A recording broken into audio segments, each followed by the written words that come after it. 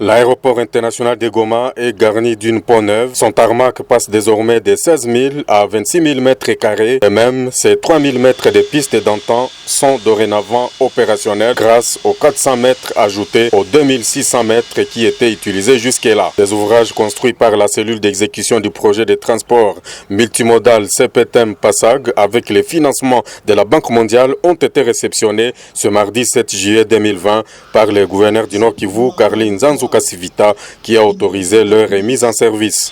C'est un appareil Boeing 747 qui a inauguré cette piste jusqu'à ses 3000 mètres, une dimension qui a été réduite en janvier 2002 par la coulée des laves du volcan Nyiragongo.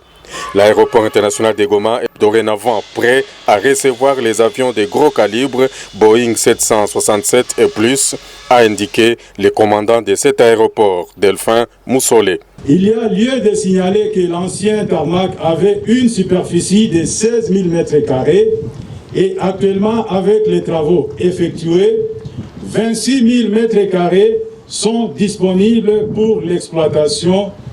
En plus, la voie de circulation jadis envahie par la lave est actuellement praticable. Du côté piste, des 2600 mètres utilisables, nous sommes passés à 3000 mètres de long opérationnel. Ainsi, notre plateforme aéroportuaire peut recevoir en toute sécurité les avions de gros calibre tels que les Boeing 767 et autres.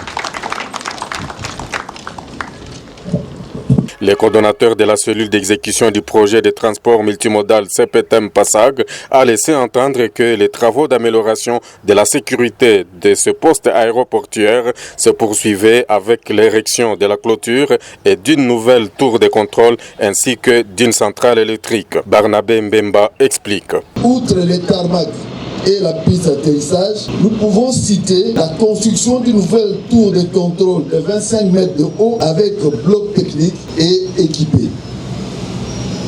Pourquoi cette tour? Car la tour actuelle ne répond pas aux normes. À partir de la tour actuelle, on ne sait pas voir les deux extrémités des pistes. En plus de la tour, nous avons la réhabilitation de la centrale électrique qui est équipé notamment de 2 groupes électrogènes de 500 kVA chacun.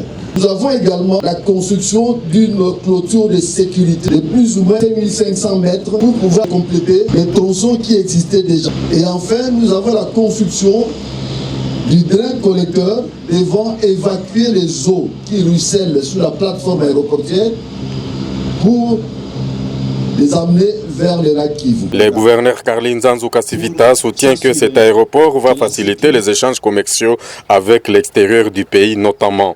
Il plaide aussi pour la réhabilitation de l'aérogare. C'est pour nous encore une fois une raison de plus de mobiliser les enfants du Nord Kivu, de mobiliser les Congolais derrière les idées du chef de l'État. Idées selon lesquelles nous devrions recouvrer la paix et la sécurité. Cet aéroport va être très utile aux enfants du Nord Kivu car elle va permettre les échanges commerciaux entre les autres provinces de la République, mais aussi avec le monde tout entier. Nous souhaiterions que les légumes du Nord Kivu puissent partir d'ici, aller à Dubaï, aller à Chine, aller dans d'autres pays du monde. Quoi de plus d'encourager les éleveurs du Nord Kivu pour que la viande de Goma du Nord Kivu puisse répondre à la question de la sécurité alimentaire dans les grandes villes comme Kinshasa. Je ne pourrai plus revenir sur les caractères sites, sinon de profiter de la présence des honorables députés nationaux qui sont ici et les sénateurs pour que les plaidoiries pour l'amélioration de l'aérogare puissent commencer. C'est bon, nous avons une bonne piste, 3000 mètres, nous avons un tarmac, mais il nous faut encore un aérogare.